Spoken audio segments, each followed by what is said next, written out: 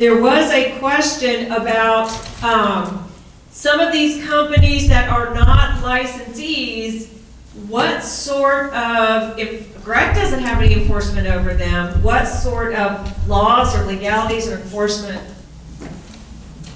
In situations where you have someone who is an unlicensed person who is participating in the sale of real estate, we know what parameters they can and cannot do. If they're responding and doing things within the parameters of what they're legally allowed to do, the resulting effect of that is that they may only be subject to whatever legal stance they can have in a court of law.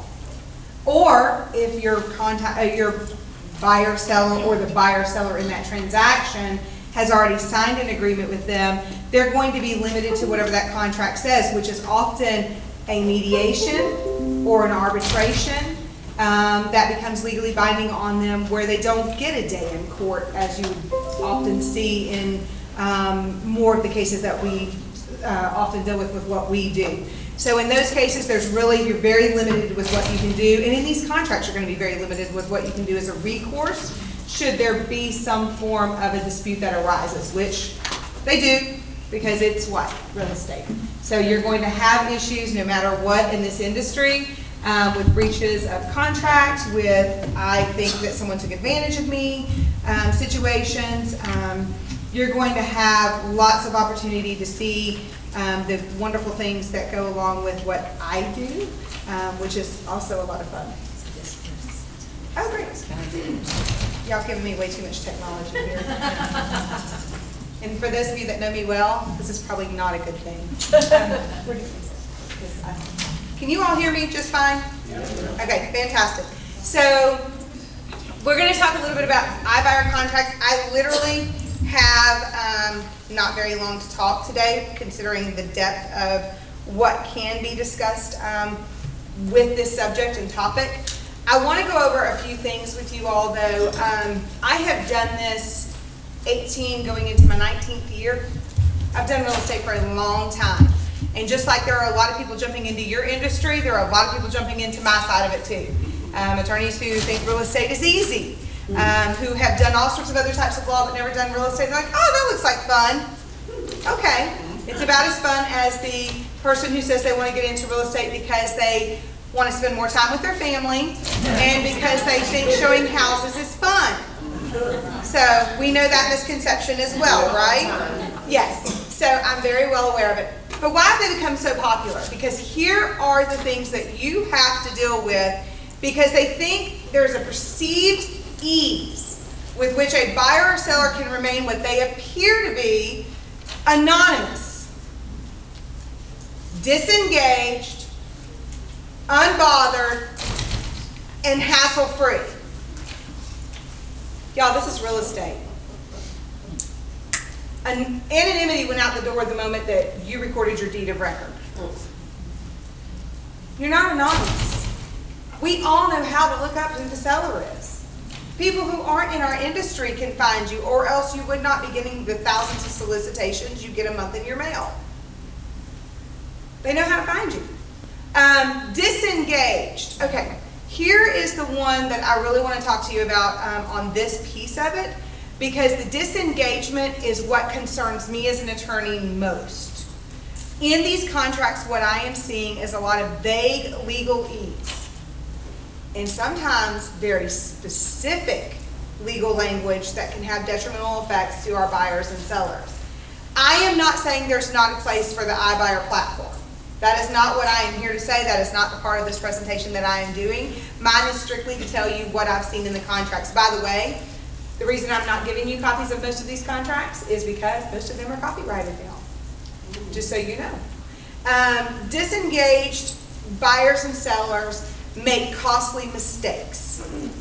But that is within anything that we do.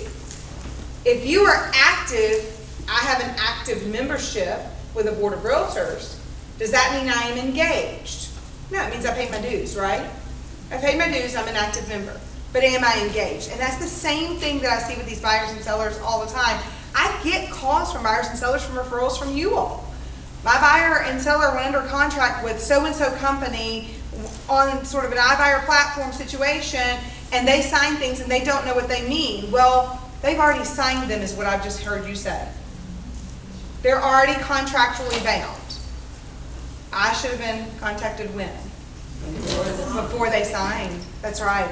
Because now all I can tell you is what can possibly happen. That this is what you signed. And where they think they're really disengaged are these situations where they are able to not have to be present, not have to do scheduling, not have to do all of these things. Well, you don't have to be present, and really we don't want you to be present when a realtor is listing your home.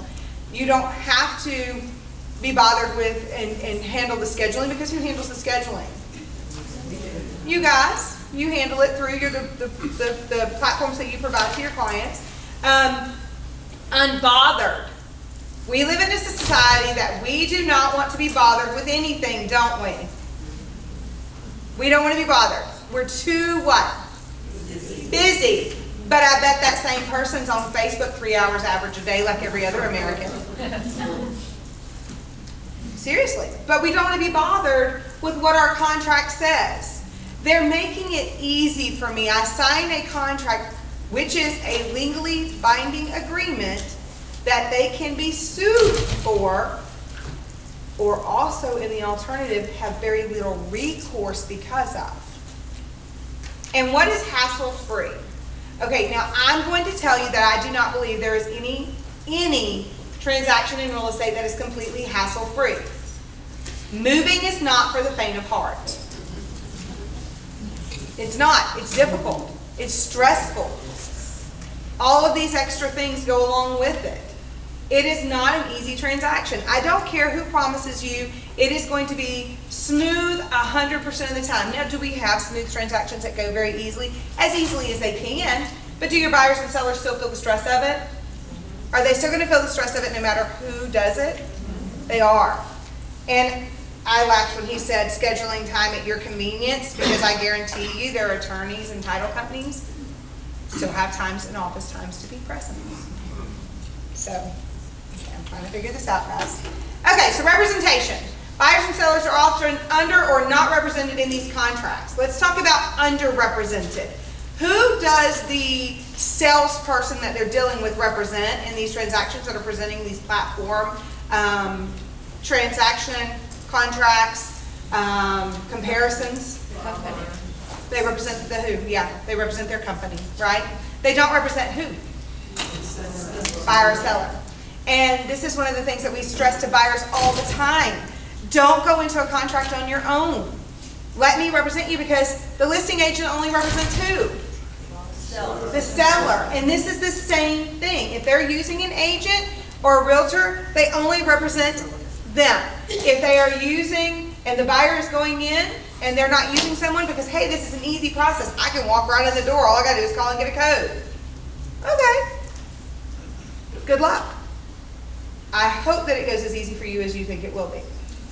Like many contracts that we see in this industry, these contracts are often one-sided and there to protect one group or grouping of interests. And I'm going to hit on this a couple of times because we're going to talk a little bit about RESPA today. I am not seeing a lot of affiliated disclosures. So RESPA defines an affiliation as a monetary gain.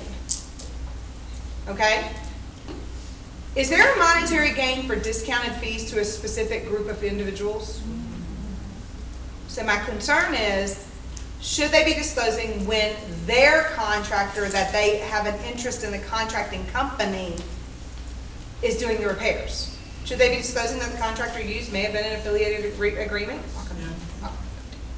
Potentially, yes, they should.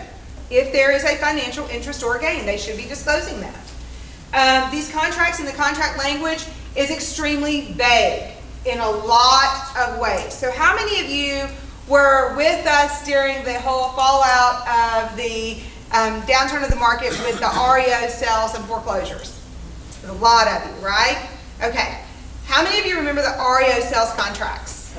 And there was about 4 pages of bold, capitalized print.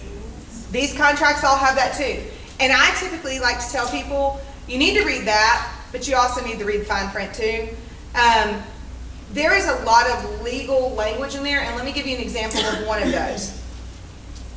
Seller does not have to disclose any latent or non-latent defects. What does that mean? They're saying they're not disclosing anything. Okay, well, the problem is if you don't disclose it, then you're potentially in violation of what the Georgia law requires for disclosure, because there are some things we do have to disclose, but also you're limited to your recourse if they fail to disclose it.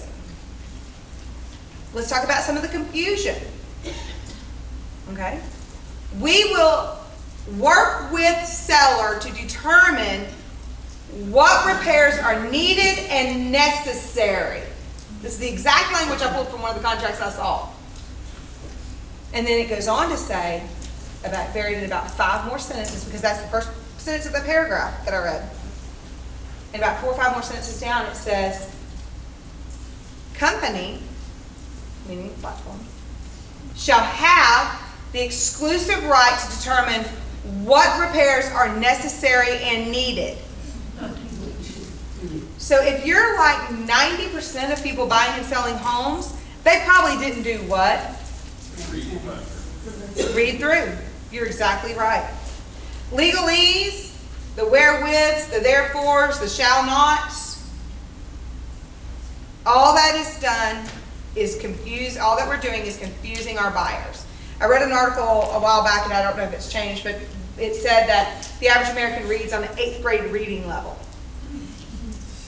I don't think any contract I've read is written on an 8th grade reading level.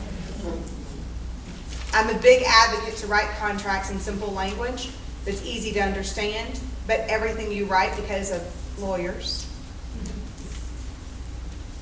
right? Everything you write can be determined in many ways due to lawyers reading them and making interpretations. It's like I say, not only can you ask an attorney 10 things and get different answers, you can ask a realtor 10 things and get 10 different answers. You all have a different opinion on what needs to be done to a home, how to get it sold. That's part of your value. And then let's talk about this part. It can be extremely costly to consumers and to the customer.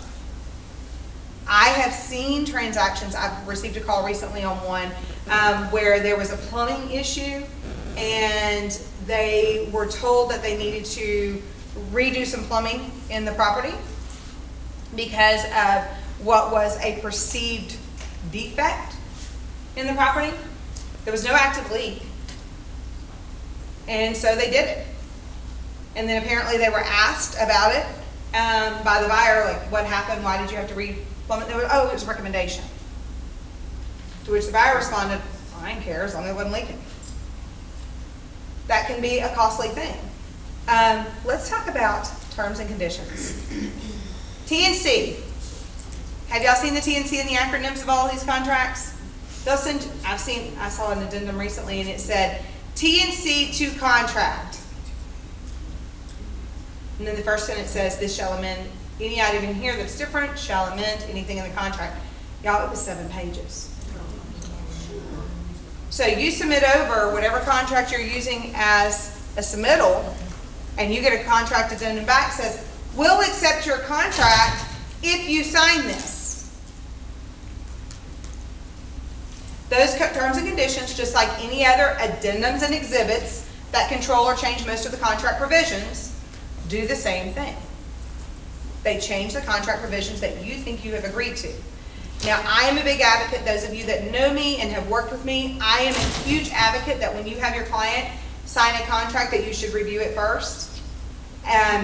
We do contracts all the time, so we're accustomed to the language in the contracts. There are certain things that are going to sort of pop out at you when you see them, or at least should, because of your experience and because of the classes that you take and us pointing these things out to you, should pop out to you. An alternative is, I want you to read the contract before you sign it, and I want you to let me know if you have questions. If I can't answer them, I have resources that might be able to. I would much rather lose a house taking 2 to 3 hours to review a contract than to sign something to be obligated to spend $15,000 or $20,000 on things I didn't know I was going to have to spend money on. One of the forms that I recently reviewed had information in the listing agreement that was provided to me. Our listing agreement stated that in the event that you fail to abide by any of the terms of listing agreement, contractual provisions that you understand that we may terminate this contract and you pay us a fee for our services rendered to date of not less than blank dollars. So if you don't do what I say do, you're going to now have to pay me because you've wasted my time. Y'all, I'd love to be able to charge that.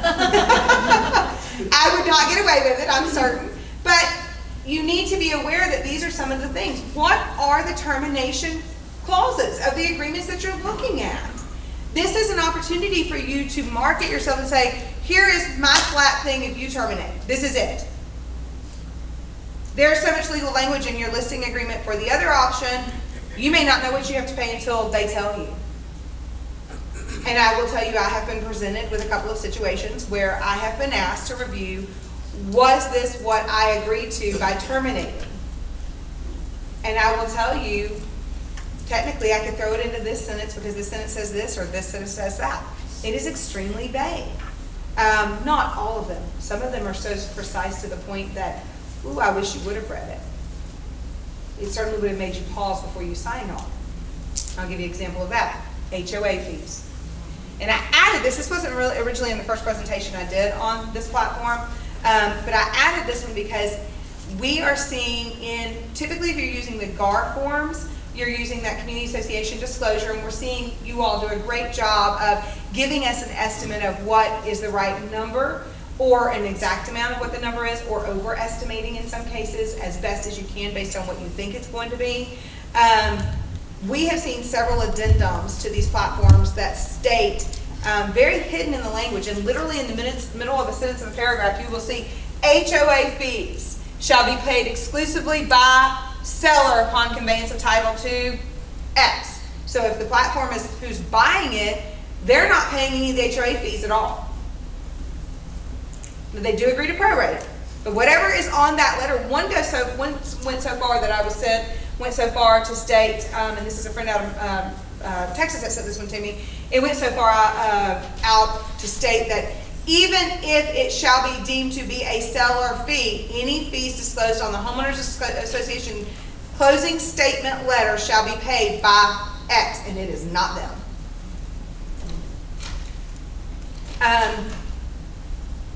The next one, warranties and remodels, and I know I'm going through this stuff fast. I literally have an hour to do all of this, and it's a lot. Warranties, remodels, changes, and payments. I read last night one that was given to me earlier this week, and it specifically stated in there, we shall not be responsible or warranty any changes, modifications, remodels, work performed by or behalf of X company, and shall only be limited to liability for the payments thereof. Okay. So what you're telling me is, as a buyer, if I were buying from a seller directly that owns the property and lived in the property, the work that they performed, I could write a special stip that this work would be warranted for a specified period of time. But what you're telling me is you've hired contractors that may or may not be affiliated with your company, and I don't get any warranties on that. You're just going to guarantee that you paid them. Here's my next question. Are they licensed? Sure. I don't know. They may be. I have no idea. Because there's not a stipulation presented that work is to be performed by who? Licensed contractors. And there's a little law about handymen that a lot of people ignore. Can a handyman still perform, and those of you that have taken my classes recently know the answer to this, can a handyman do electrical, plumbing, HVAC without a license for those things? No, they may not. No, they cannot. The $2,500 rule does not apply to electrical, HVAC, and plumbing. And if you are a realtor or an agent recommending someone to do those things and you know they don't have a license, I would be extremely cautious about that. They cannot do those things. They still are required to have a license for HVAC, plumbing, and electrical, even though the repair may be less than $2,500. I don't know with these warranties, remodels, and repairs whether or not a licensed contractor did them. So I had a realtor call me and say, what do I do in this situation? I know they did a bunch of repairs because I can tell from what? What was she looking at? Listing photos. That's exactly right. She was looking at the previous listing photos, and she said, I know a lot of work's been done to this house. It's like, well, ask them, see what happens. I knew what was going to happen. We don't provide that information. It's in your contract, it's not provided. So she went back to buyer and said, look, I can't get the information on it. I've requested it. They haven't disclosed it to me. We've sent over a request for it. They sent over an additional request for it. And it went unanswered. And then whose obligation is it to do the research? Right. So with a lot of remodels, we can do what? What can we do to check to see if things were handled by a licensed contractor? We can do what? County. We can check for permits. That's right. But some, we don't know what's been done. You can tell if a new light fixture's been hung, right? So you can check that. You can tell if there's been electrical work because there's been a complete overhaul of a bathroom. And I will also say this, the repairs listings that I'm hearing back from realtors after their buyers have bought some of these, not all, but some of these properties is coming back that they literally slapped Kills and a bucket of paint over it. They didn't fix the issue. There's still a leak. So you need to find out and inspect and do the due diligence. That's what the buyers need to do. But that's with any property, correct? We need to make sure of this with any property. It just seems to be there's an additional, when you're dealing with corporations, an additional level of trying to get information from them that's needed, as opposed to dealing with another licensed agent or realtor, or dealing directly with a seller where you're able to communicate a little bit more easily about what has transpired. And often their sales agents don't really know what all's been done to the property. So their agent or realtor or salesperson may not know what's been done because they've been given a listing saying, hey, go throw the sign in the yard, go do this, go do that, handle this for us, and they may not know what's been done, so they may not have the answer. I will tell you there are some that are easier to deal with on this than others. I've had one or two realtors tell me that one in particular was extremely easy to deal with, and they were able to get all the information they needed and check on what they needed because there was a major renovation on the property. Deeds of conveyance, marketable versus insurable title. I read one the other day that said, at seller's election, they may transfer property by quitclaim deed. Not if I'm behind you or not. And I just kind of laughed because I said, okay, interesting. This language is not new to us in this industry. This language is very similar to what we saw with a lot of the language that we saw in the REO contracts. So it's not new language, it's just been reinvented. Marketable versus insurable title. We can have properties that have clear and marketable title, meaning there are zero issues after closing that we have to contend with. Property's clean, looks good, no old open loans, no issues, no problems, no errors all laying out there somewhere that we don't know about. We can find those issues pretty easily, and we can clean that up. Insurable title means we may not be able to clean up the defect or the issue, but the title insurance company has agreed to insure it. My concern with insurable title comes back to this. Just because a title insurance company has agreed to insure it doesn't mean that it might not be required to be cleaned up later for your buyer to then have to fix it. Now, it doesn't mean that they're not agreeing to insure it if they do, but it could cost them time to get it cleaned up later on. One of the examples I will tell you of this is in when the downturn in the market happened, we had a couple of title insurance agencies that went out of business. It's difficult to get information when that happens. Usually they're bought up by another company, but I will tell you, just like when banks are bought up, sometimes the issue is they can't locate information. I'm dealing with one right now. I have a closing disclosure that clearly shows my seller purchased title insurance. Clearly shows it. Title insurance company has no record of that property being insured. Law firm is now out of business. I have no way to close this gap, and I am missing a deed of conveyance in the chain of title. Went from A to B, and somehow D got it, and D sold it to my seller. There's a missing chain in the chain of title. By the way, it's been closed 3 times since that missing chain has occurred. It's a risk. I mean, it is. It's a risk of, doing limited title searches.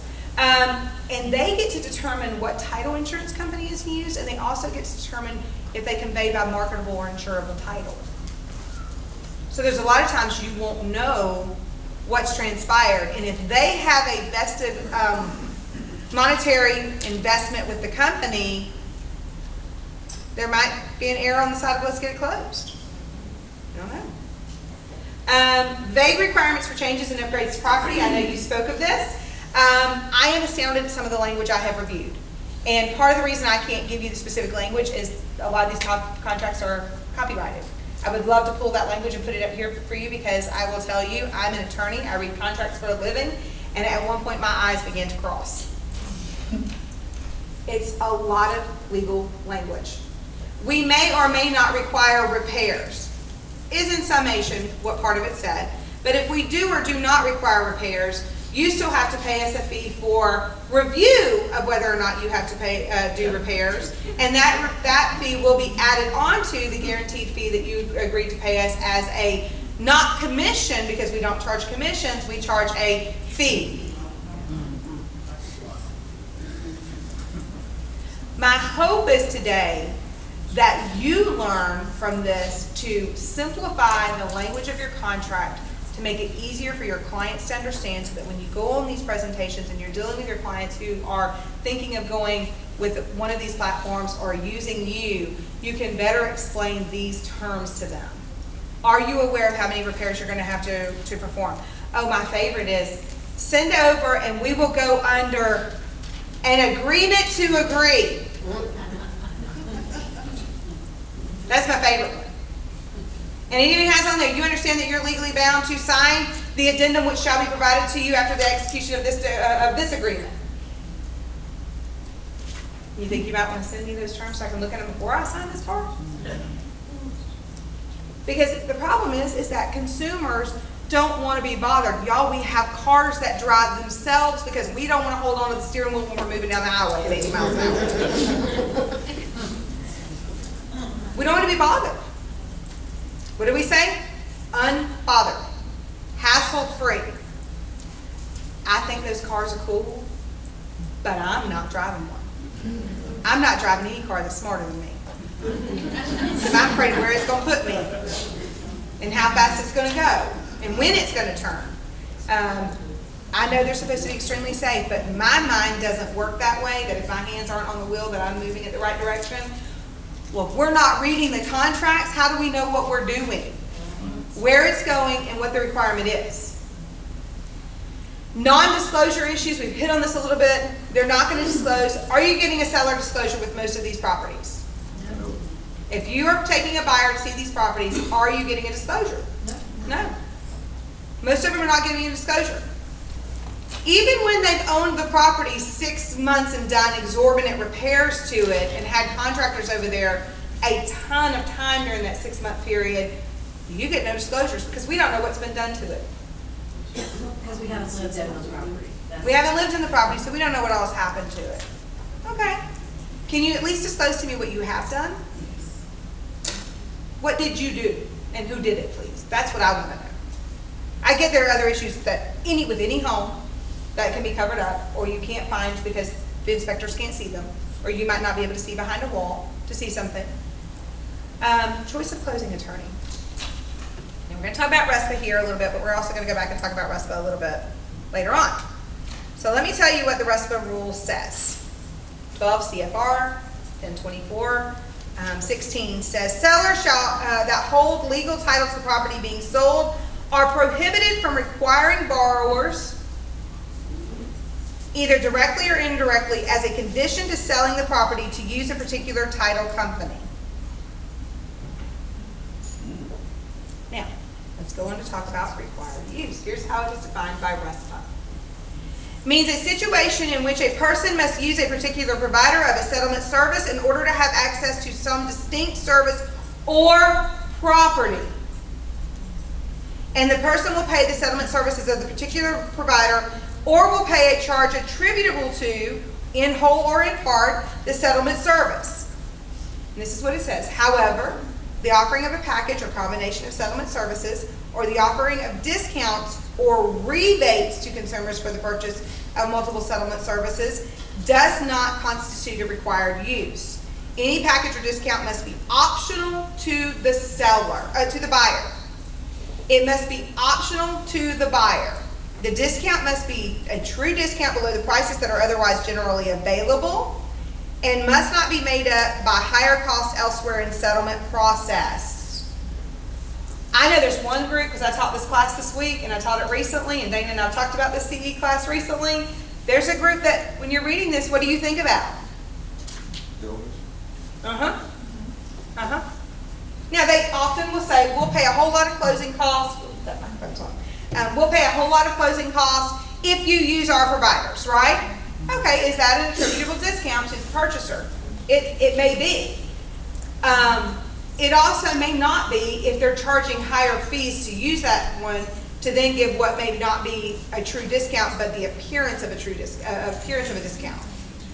So if the service provider that they're requiring you to use charges $1,000 more for those transactions for that company because that's how they've kind of set it up to be able to do, and everybody's making more money on it, that might not be correct.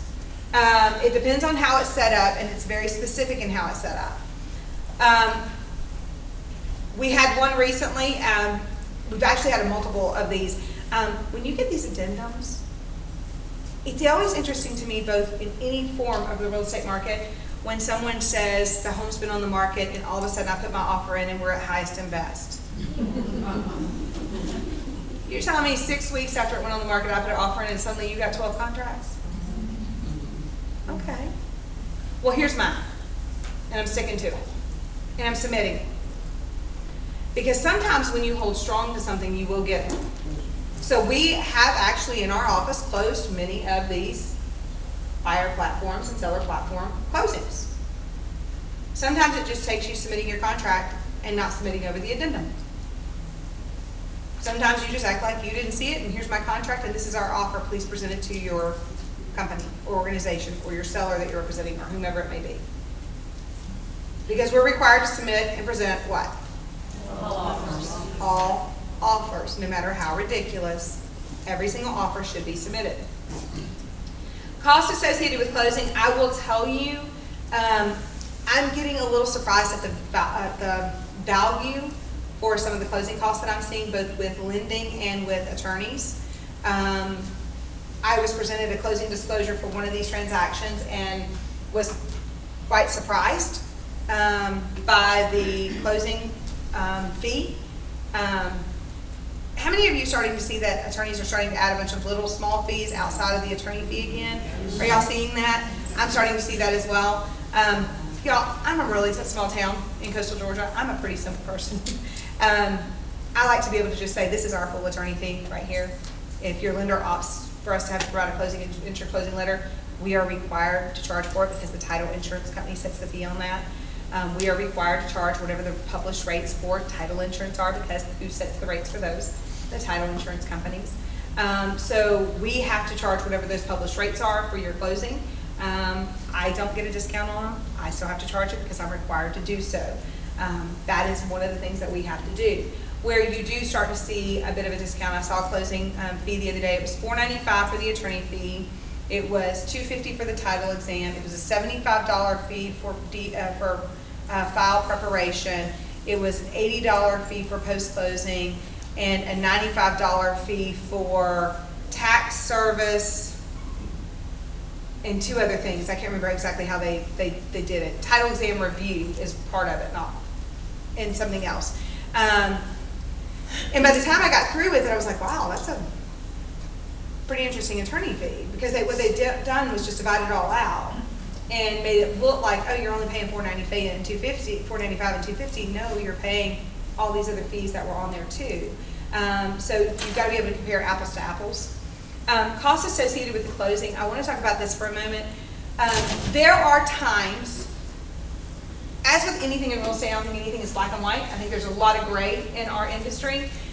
There are a lot of times where it behooves a buyer to pay a little bit higher of an interest rate to get less in closing costs. And sometimes they pay a little bit less or buy down their rate because it's more important for them to have a lesser payment because of their DTI. They need a lesser payment, but they have cash to bring to closing, so they can buy down their rate a little bit to be able to get approved for their closing transaction and for their loan, right? Where I have a concern is I see this all the time in certain industries within our sphere where the cost associated with the lending is pretty high. It's pretty high. And I'm a little bit surprised by that. So I would strongly encourage you to compare the fees with the lenders that you have relationships with, whomever they may be, as well as whom they're requiring or requesting that you use, and see if those actually match up. Affiliated business arrangements are not new. They've been around a long time. Some of them in the form of attorneys will give not only just an affiliated arrangement, but they will also create a title insurance company where both parties make money on the title insurance company. We see this a lot in builder transaction issues where the builders are giving part of the title insurance company to close with that law firm. So that's why they really push, and they'll offer really high fees of what they're paying in closing costs, but sometimes those fees might not work out because the fees are higher than if they just didn't pay the $5,000 in closing costs anyway. So you really need to be smart about what you're looking at and see where those dollars for dollars are going. And then let's talk about terms and conditions after closing. I'm going to go back one. I messed that up. Sorry. I hit that wrong. Okay, terms and conditions after closing. Almost every single one of these contracts that I've seen, almost every one of them, have language that at the time of the signature, that is the consummation of the closing, and outside of fraud or negligence by the actual company, you've accepted the property in an as-is condition. Almost every single one of the contracts have some form of language to that effect in them. So if I'm going through and my contract now says I've had opportunity to inspect at the time of closing, we understand and agree that we've had time to inspect, we've had time to look at these documents, we understand, we're good with it, we think we're great, and then you find out later on that they were negligent or failed to do something that might not be on the sphere of negligence but pretty close to it, what happens? You've just bought the property away. Well, at least that's what the agreement says, right? And then if you don't like what's happened, your only option is potentially mediation. And sometimes in those contracts it has language that the mediator will be chosen by whom? And some of those contracts also say that it is under the state laws of another state, not Georgia. That the contract will be enforced under the laws of, I don't know, New Hampshire. You know, I don't know why I said New Hampshire, just did. No rhyme or reason, so if some of y'all go find something, you're like, oh, that's why she said it, and it really wasn't. Okay, terms and conditions, and I'm summarizing this because I could not use on this particular contract, it was copyrighted, and I really wanted to use the language they had used, but had to not use it. This herein shall control all terms of the agreement, anything otherwise said and or provided to you outside of this contract, outside of this exact few pages, shall not be deemed to be enforceable. Okay, no written content. Everything has to be in writing in the agreement, which Georgia is sort of a four-corner state. Anyway, we look to the content of the contract to begin with. But if your contract has language in it and they have specifically told you something outside of this contract and you haven't amended it, and this is where I want to talk to you about this part of it today. If they have told you something, what should you do? How?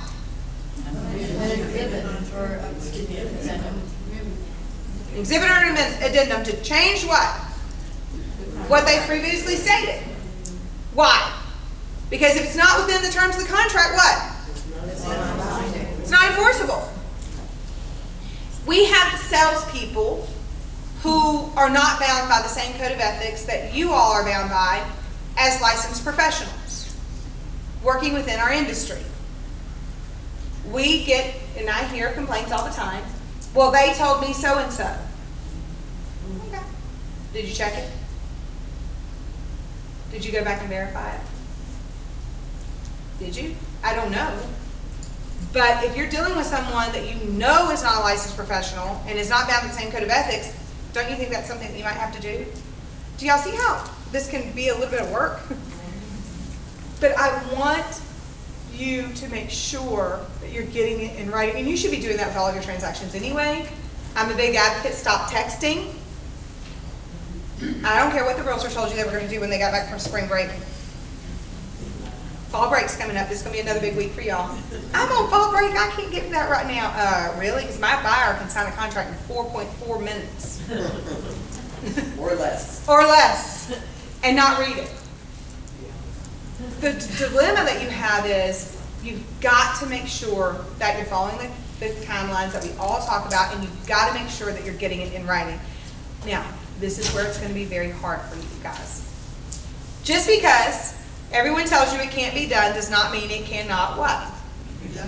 Be done. Some of you just have to be a little bit more dogmatic. Some of you just have to go ahead and present the offer because you know they have to present it no matter what. Some of you need to be willing that even though a person tells you, my client is not going to accept that, what do you do anyway? Submit it. Don't let someone talk you out of submitting a contract. I got a call the other day, last week, and the realtor was extremely upset. She said, they told me they wouldn't accept an offer of what my buyer wanted to offer to them. She said, so we went on to the next property. She said, I just got to looking at it and I realized that they've sold it. They did a cash sale and they sold it for less than what our offer was going to be. Okay, so first of all, I see a lot of issues. One, you didn't submit the offer anyway, which you should have. And two, who is the sales agent, realtor agent, to say a seller isn't going to accept something? They may tell you all day long, I will not accept less than $257 for my house. Listed at $265, but I'm not taking less than $257. And how many of you have seen them take less than that amount when they get that first contract? Yes. Because it may be the best offer they're going to get. And sometimes they're just like, you know what, I don't like this. You know, this process is tough. And it can be hard. And people get nervous. What if nobody else comes along? Or, oh, it's highest and best, so I need to offer what, $25,000 more? And my favorite is when you offer way over the list price, and you say it's never going to appraise.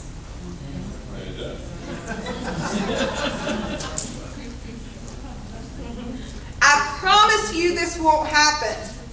Please don't ever do that. I don't see, you know, I say this all the time, I don't see the people that come to classes making these mistakes. It's the people who never come to classes that we see make the mistakes.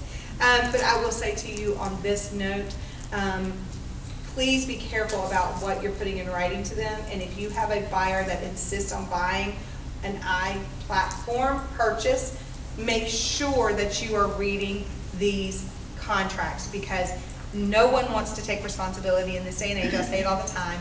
We live in a society where it's no one's fault, and especially not mine, right? So if it's nobody's fault, and especially not mine, then it really is somebody's fault, and it's going to be whose fault? Yours. So whether it's legitimate or not, the blame often gets put on you as their representative because you didn't do what? Who said tell them? Yeah, you didn't tell them. Because they don't want to be responsible for reading the contract. But I need you to read these contracts because they are filled with so much language that it's a little bit scary. And especially when you know there's been repairs, it doesn't hurt for you to go through, and we say this all the time, go in, send them an email, say, I know we've had this discussion, I just want to follow up with our discussion. I want to just make sure that you understand what we said. You understand that we can verify there have been repairs on this property done based on past listing pictures. We don't know if the prior owner did it or if this company did it, but they're not giving us any information on it. We don't know what was transpired. We don't know who the contractors used were. I need to know that you're comfortable with this because there may be a risk if something is wrong. It's a little bit different because there's a third-party removal there. It's often like an REO where they say we don't know what's transpired with the property, but there's a seller somewhere in the mix that could have provided. Although they have gotten better about providing seller disclosures with those as well too. Now let's talk about HOA fees. Language terms that modify the disclosures that may have been given in an offer. Some of them have their own HOA disclosures saying, we don't know what the offer is, we don't care what the contract said, but this is what we're doing, and we're not paying anything. Language that is often hidden or found among legalese. That's where I found the one, because I kept going back thinking, surely they address HOA. Surely they address it. And typically I'm pretty good at being able to skim a transaction and a contract pretty quickly, and I went back and found it. It was in a paragraph like this long, and it was like a little bit of a sentence right there. And precludes the platform from paying any fees of any kind that may be billed on the HOA closing letter. Have y'all seen some of this? Y'all looking, some of you are looking at me going, yes, some of you are saying, wow, I didn't know this. Warranties, property condition, we've talked about this a little bit. This one is the one that I think concerns me most. The only statement of completeness is payment to the contractors or workers that perform the work. And again, we've referenced, look at the prior listing photos for the property. You often can tell what's been done to a property by looking at those, if they have enough information in them. And I'm running out of time because I'm trying to stay on time. It's a lot of stuff. Deeds of conveyance, I feel like we've skipped some stuff. Okay. The one thing I want to point out on here is sometimes the vendors are direct employees or vendors that the company may have a vested financial interest in. How many of you have received a home inspection recently that was not completed like a normal home inspection, but was basically an estimate for work they needed to do? How many of you seen these? Yeah? You haven't seen them? Okay, so let me tell you what they are. They are, we're having the home inspected. And, okay, great. Have your inspector go out, let us know what you're doing. They come back to you, and it is a bill of red, yellow, and green. Yeah, red is the, you must have this done. The yellows are, we prefer you do it, and the green is all this looks good. $200 to put the little plastic thing that goes on the bolt of the bottom of the toilet. I literally saw this on one of the quotes. But it wasn't really an inspection. It was oh, by the way, by everything, every single one of them, there was an estimate of the cost of repair. An estimate for cost of repair for those items. We're seeing this more in some of the smaller areas and more rural areas than we are in this area right now, but it's coming. So if you haven't seen them, be aware that you're going to start to see some of this. And it's an estimate of repairs. And now what have they done? Exactly what he's already spoken about. They've given you a home, inspection that tells you all these things are wrong, and you're now going to have an inspector come out to tell you whether or not these things really are wrong or not. By the way, the inspectors often work for who? Because inspectors are not what in this state? Licensed. This is going back and forth between the same thing. Am I doing something wrong? It's going back, I'm sorry, it's doing something weird. It's going back to stuff that we've already done. You didn't click each slide through that. You just stayed on that big page. Okay. Well, it was clicking on my computer. So. Okay, so it was clicking on the computer. I'm sorry. So that's why I kept playing with that little remote. It wasn't just that I was distracted. Okay, let's see here. There's also language in some of these contracts that the buyer's only recourse, if they find a defect later, is against their home inspector. But the inspection reports often have that disclosure that they're not responsible. I know, they do, don't they? The inspection reports often, she said, they often have the disclosure at the bottom that they are not responsible if anything wasn't found.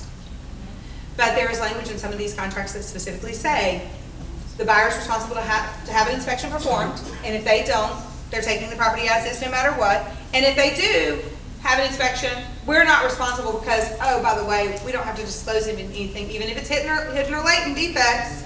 We're not disclosing it because guess what? Your inspector's responsible for finding it. The most egregious transaction I've ever had with a hidden defect was a wall that was literally built 3 inches off of the basement wall that the seller had put up unbeknownst to the listing agent in order to hide a very tiny leak they had coming in the basement. Mm-hmm. So they put plastic over it. So what do you think that created? Yeah. Yep. Why does closing attorney matter? It matters on the type of title insurance you're going to get. It matters on who's gonna look at the contract and tell you what it really says. Even with attorneys holding earnest money, we've seen some, subjective disbursements of that. It matters for making sure that you feel comfortable that the person that is at the head of the table is actually explaining the documents that they're being given. In the REO sales days, I have not seen the closing docs that are given to the buyers of these properties, but in the REO closing days, we would often get a form from the REO seller with all this stuff on it that they were now not responsible for, and you're agreeing at closing that you're buying the property as is and all of these other things that modify the term of your contract agreement. And we went over those with our buyers. We told them what those forms said. I don't know that every attorney does that. Marketable versus insurable title, we've talked about. Title policy issued at closing. Why does this matter? There are different types of title insurance policies. And some of these contracts will say you're going to get whatever policy we can give you, which is typically a basic title insurance policy. Enhanced or Eagle policies, as they call them, those policies typically run about 20-25% more, but they cover a myriad of other defects that a basic title policy would not otherwise cover. We automatically quote the higher one because I want them to know if they choose to get the lower policy because it's cheaper just to have title insurance, we're fine with that, but we always quote them the higher one. And let them know this is the higher rate, there is an opportunity to have a lower one, but it doesn't cover as much, and we give them a disclosure and let them decide. And then cost to consumer, because often if you're closing with those law firms, they know that they're getting that set business and kind of set the fee with whatever. And that might be more expensive to your client. Can vary greatly based on law firms, costs associated with representation, and costs based on market comparison. I want to talk to you, I know this isn't part of the closing, but I want to talk to you about this piece a little bit, and I know he's done this already. I was reading some documentation that I was given from a client the other day, and she did the market comparison, and you looked at what they had used as their comps and their comparables. And when she went in and started looking at them, there was great, vast differences. They said, these are the comps that we used to make your comparison, and there was about a $60,000 swing, she said, in difference in the pricing. They used comps not even in their neighborhood, because they don't have a lot of turnover in their neighborhood, okay? But the comps they used were between 12 and 1,700 square feet difference in size. You think it's going to make a difference on what you're going to say your comps are? Yes. Do most consumers know how to look at that? Most sellers? No. So one of the things you can do is say, look, I just want to make sure you're good. I want to check and compare and make sure the comps they used are right. And look at what's the square footage of that property, what's the square footage of this property, how many bedrooms, how many bathrooms, what does it have that actually increases value? Because we know every seller thinks that everything they do to their home, what? Increases value. And it doesn't. So think about that too. And then mediation, arbitration, and litigation costs. Non-disclosure issues, was it required to be disclosed? Liability limits. We have seen a couple of contracts recently that have liability limits in it. Consummation of closing is final. You're now buying the property as is, and you sign potentially a document at closing that says that it's final.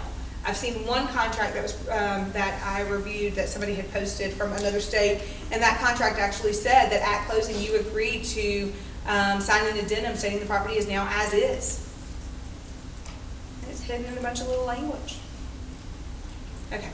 This is my contact information. If you have any questions for me, you want to reach out to me for any reason, you're welcome to do so. I know a couple of you I saw a couple of hands go up while I was speaking. I'm happy to go back through those. I tried to speed it up because I know we're running a little bit over, and I apologize. Any questions for you? I was going to ask, with the disclosure and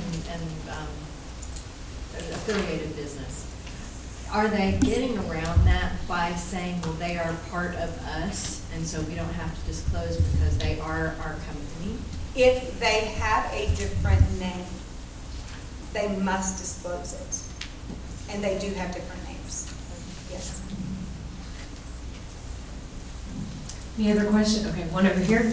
But be careful what we defined as being an affiliated arrangement. As it comes to disclosure on the repairs, because we see where they buy a property and there's a disclosure when they bought the property and then there's no disclosure when they sell it. Are we waiting for, like, you know, we saw the recent actions against Jar House in dealing with those same issues with it, and we were able to go back and, not us, but we know the folks who went back and found the original disclosure, and you know, by license law, they have to disclose any known latent defects, and if they buy it with it, they're supposed to. Are we just waiting to see when they get sued, or, I mean, is there any recourse that we have to be proactive about this? Because I know they all say they can't, but license law, doesn't license law supersede that? Okay, so there's a couple things you're talking about there. One, you're talking about license law. Okay, so remember that not everybody's licensed that we're dealing with, so that's part of it. Right, so that's part of it. And then the other piece of it, I would say to you, is as with many things in our society, we are waiting on the first person to step up and make the suit. I will tell you this, I do think that the way that some of the court cases are leaning is that they are starting to lean more regarding if you are disclosed something in your purchase, you must then further disclose it, especially in those very short time frames of resales. But I don't see anything right now that's going to require it. But again, under Georgia rules, if you know there is a specific defects, there are certain types of defects that have to be disclosed. Does someone have to disclose potentially that they replace the handrails on their stairs? No, not necessarily. They may want to, because once you disclose it, then you know you've disclosed it and that becomes a non-issue after closing. However, if someone knows that they have a defect with, let's say, their polybutylene piping. Now, is all polybutylene piping defective? No. Is PEX piping polybutylene piping? Yes. No. It's considered a different type of piping. So just because someone has a, what you call a plastic pipe, doesn't mean it's defective. And not all poly is defective. There was an issue with the fittings and they went back and fixed a bunch of that. So some properties have poly that has not ever had an issue and is not technically defective because it was done after a specified period of time. So defective would mean you know it. A perfect example of this is the shingles, the roof shingle issue that we've had. Do the sellers have to disclose if they know they have that type of shingles on their roof? Yes. Now, are these companies going to disclose this in most cases? We are hearing most of them are not. Okay? Now, I have seen a couple of instances where we have been told home reduced, you know, there's a home reduction for specific repair matter. And then when you call to find out what it is, they'll tell you, oh, it has the shingles that are defective on it, and we reduce the price of the home to cover that for the new buyer, but we don't want to be responsible for redoing it. That's a different situation than if they didn't disclose it at all. I do think that we are going to see a push because we are starting to see a push in some arenas with the going after people for non-disclosure of things that are defective. However, the trend from a lot of the other states is more and more states are going to as-is contracts. That's what I'm seeing. Any other questions? So if they disclose it was sold as is, how is that? Even when sold as is, there are certain defects that have to be disclosed. So even when sold as is, they still have an obligation to disclose an active or latent defect if it falls under certain parameters. And there's a litany of those things. So, but not everything that you think is a defect is a true defect as defined under Georgia rules. How about a death or a murder on the property? Before we get to that, and you as a licensee, because you have a license issued to you by the state of Georgia, if you have knowledge of a latent defect, you are required to disclose it, even if directed by the seller to not disclose it. And if you have a question on that, I really recommend that you get with your closing attorney, you get with your broker especially, to find out when you have to disclose something. We have had situations where the realtor or agent thought that it was a required disclosure and it wasn't. So I would recommend that you get with them. Do we want to be honest in our dealings with our other parties? Absolutely. Do we want to give them information? Absolutely. But there are just times when someone does not have the knowledge of a property, and we're not talking about they came in and don't want to disclose it. You know, they rehabbed it and done something, they don't want to disclose it now. We're talking about situations where they truly just don't have the information. An executor of an estate is a great example of that. How about a death or a murder on a property? Okay, so that's outside of the scope of just the normal contract transactions. Most of those types of situations, if asked, you must disclose. So I also want to just throw this little tidbit out for you guys when it comes to the contract stuff. I want you guys to be extremely careful and listen to your clients. I think that's where we get in most trouble, is not listening to our clients. If you have a client that for a religious or spiritual reason has to have a home in a certain type of setting, and it can't have, you know, a situation like a death in the property, and you know that's a big deal to them, that's not something we would normally ask, but in that situation, it may be something that needs to be asked, especially if you're dealing with an estate. They want to know, did that person pass in the property?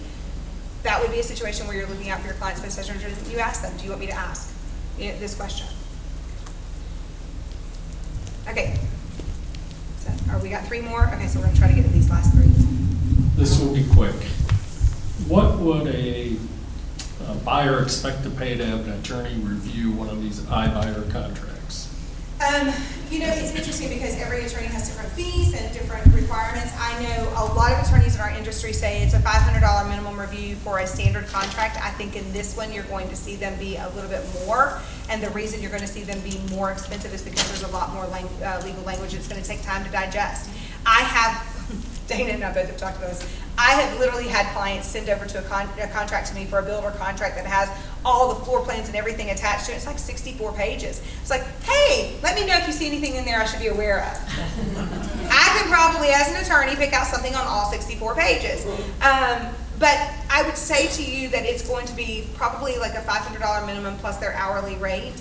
On average, you're talking, 2 to 4 hours probably of review time. So you're looking, somewhere between $500 and $750 to $1,000, depending on how big that contract is. If it's pretty small, most of the attorneys you work with will probably review a couple of pages for you pretty quickly. I don't know if this question is for you or the gentleman that spoke before you, but do these companies have any type of, we as agents are bound by all of our fiduciary responsibility to both the buyer and the seller. So based on what I'm hearing here today, it doesn't seem like these companies have any type of, how does Greg view these companies as far as them having any type of fiduciary responsibility to protect the clients? I'm just going to say one thing, I'm going to let you answer that one because that's really part of what you talked about. Let me say this one thing to you. A lot of these companies do have licensed realtors. They do. A lot of them do have licensed realtors that oversee the transaction. So if you're dealing with someone that you've checked and is not a licensed person, but then you look and you find that there is a licensed realtor working with them, my recommendation would be kind of go around that person and go to the licensed realtor and say, look, we're having an issue here. We need your assistance because I don't think they understand that we need this answer and here's why. Can you provide the answer? Sometimes that helps. I will tell you there's one company in particular that I have dealt with some closings, and the realtor that we've dealt with has been great at giving information when needed and helping resolve whatever may come up. Our discussion here today, or at least my part of it is, I know yours varies from mine, but my discussion here today is really just to tell you what to be aware of and what to watch out for. I would never say don't show a property that so-and-so has listed. My job is to say be aware that this may be a challenge because of this language in the contract. That's my job. So I'll let you into the rest of that. So keep in mind, you have 2 parts of this. You have the part of the company, because I had the same discussion with Greg. Why are you guys letting them get away with this? No. And he said, well, you have to understand, if they're like a Zillow, we talked about Zillow in particular, is Zillow the brokerage buying the property, or is Zillow the investor buying the property? Is Open Door investment part buying the property, or is it Open Door the brokerage buying the property? If it's the investment piece, they're not subject to Greg. Her part really addresses, now that they bought the property and want to put it back on the market, now it's under their license, under their brokerage, and now they're subject to it. But by that time, the damage from at least That one part is already done. They've already taken the homeowner's equity.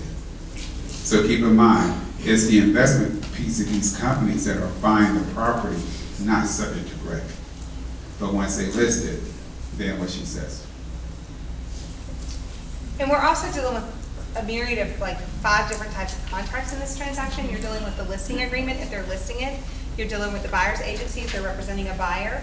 You're dealing, on the buyer side of it, you're dealing with the investment contract. You're dealing with their purchasing contracts because that's different. So if you go in and you read one contract from one particular company, don't think that's going to be the same contract for the next client that comes through that you're going to be competing with. Because there are a multitude of different contracts they have depending on exactly what he said, what the goal of that transaction is. Is it to buy for us to rehab and resell? Is it to buy for us just to flip and do nothing to, but suck on some paint, which I've seen, which, look, investors do this all day long. This is what they do. And then there's also the other part of the contract, which is the listing agreement part of it, and the contract agreement part of it, of what you agree when I buy your property, or when I list your property, what you're gonna do. Okay. Just really quick, piggyback what you were saying earlier. Some of the investors within them have an automatically assignment clause. Yes. And a lot of y'all don't know that. Yes. And once you agree to do the assignments, it can't be unreasonably withheld. But if it changes the terms of your contract, that's a whole different thing. And there's one of them that actually has language in there that you agree to sign and execute any assignment that may be presented. Well, you get to looking at it, and it's now changed the terms of your agreement. Like changing closing attorneys, changing, other things. I have a question though. There's a builder out there, I didn't mention her name, but they actually have sale counselor that actually signed off on the sale documentation. Is that legal? I know a property management, if a property management hires someone that's non-licensed, okay, they do nothing but manage a portfolio, which is fine. But on the sales side, I actually seen a contract where it says sale counselor. When I try to look up her name, I'm correct, she does not show. But yet, the listing broker, do I even put those listings in MLS? That's beyond the scope of this presentation. I will tell you that in the sales agents with a lot of the builder companies, they don't have, in some situations, they don't have licensed agents in those sales centers because they are managing the flow of potential contacts, is what we have been told. So it's a management or processing person in there, not necessarily a realtor. But can they technically sign off on that contract? So does the speed limit sign on 285 say 65 miles per hour? Absolutely. Do people go beyond that? Yes. Is that illegal? Is it enforced? Depends. So the legality of an issue and the enforcement or the call to violation of that issue is a whole separate issue. And the enforcement of the violation of that issue is a third part of that thing.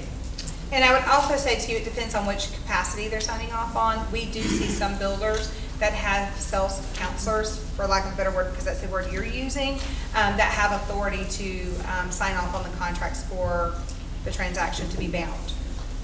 So it depends on what capacity they're actually signing in. So they may have authority to sign the contract and to bind it after review of a management person, they can bind it kind of thing. So you might have someone that's signing off for that purpose too. So there's a whole lot of different things that you see, so it's not always, oh, they had somebody sign off, but they're not licensed. Well, what capacity are they signing in? So there's a lot of other things to look at. Great content. Thank you, for having Amy, me. so much. Amee Davis is, not only is she a closing attorney and extremely knowledgeable and well-versed on a multitude of contracts used in our area, she is also one of the instructors for the Georgia Real Estate Academy. So if you are not affiliated with me, please feel free to contact me or contact Amy directly. If you would like her to come teach CE classes in your brokerage, at your subdivision if you're an on-site agent, at your board if you are a member of a realtor association. She is